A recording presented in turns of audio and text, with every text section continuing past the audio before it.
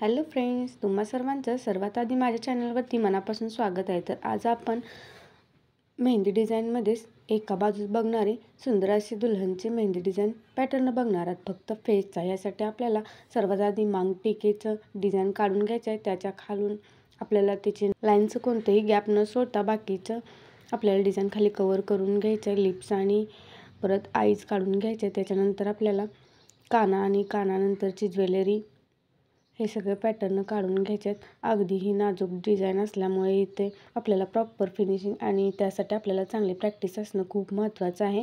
तर इथं नथीचा सुद्धा पॅटर्न मी दाखवलेला आहे। फेसमध्ये फेस प्रॉपर फिनिशिंगसोबतच बाकीचे तिचे ज्वेलरीचे सगळे डिझाईन आपल्याला कवर करावे लागतात। त्यासाठी आपल्याला खूप प्रॅक्टिसची गरज आहे। तर इथं अगदी सोप्या पद्धतीमध्ये मी स्टेप बाय स्टेप काढलेला आहे, तर तुम्ही पूर्ण व्हिडिओ बघा।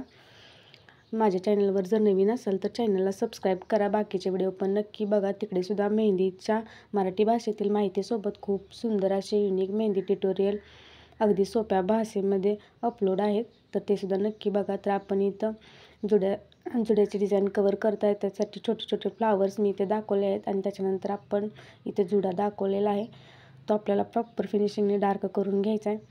तर यामध्ये मांग टिका, नथ, गळ्यातील ज्वेलरी, कानातील ज्वेलरी, जुडा अशा सगळ्या मेहंदी पॅटर्न सोबतच खूप सुंदर असा फेस, अशा प्रकारचं हे मेहंदी ट्युटोरियल इथं तयार होत आहे। तर तुम्ही खूप प्रॅक्टिसने नक्की शिकू शकता। तर यासाठी खूप पेशन्स आणि प्रॅक्टिसची गरज आहे। व्हिडिओ कसा कमेंटमध्ये सांगा। आणि तुम्हाला फेसच्या डिझाईनमध्ये प्रॉपरली तुम्हाला त्याचे एक एक पॅटर्न व्यवस्थित येणं खूप महत्त्वाचं आहे, नाहीतर कमी कमी आपल्याला तो फेस काढला हे समजणंसुद्धा महत्त्वाचं आहे। यासाठी तुम्हाला प्रॅक्टिसचीच गरज आहे।